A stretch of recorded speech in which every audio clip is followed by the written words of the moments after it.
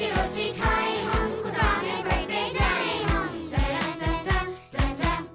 Hello दोस्तों, आज हम ज़बूर 150 उसकी छठी आयत को मिलकर सीखेंगे।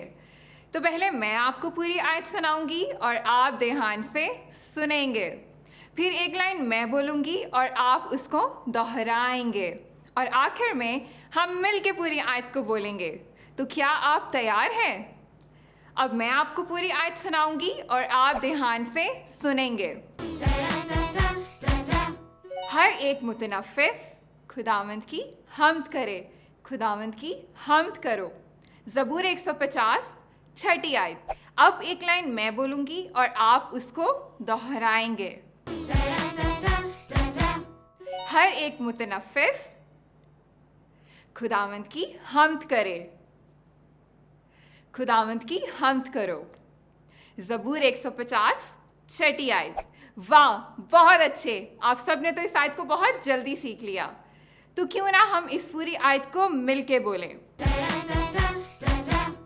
हर एक मुतनफ़िस खुदावंद की हम्द करे, खुदावंद की हम्द करो। ज़बूर 150 छठी आयत। ज़बरदस्त! आज आपने मेरे साथ मिलके बाइबल की एक नई आयत को सीखा। इस आयत को हमेशा याद रखें और दोस्तों को भी सिखाएं। अगली दफ़ा मिलेंगे और एक साथ सीखेंगे बाइबल से एक नई आयत। तब तक के लिए बाय बाय। रोज की रोटी खाए हम,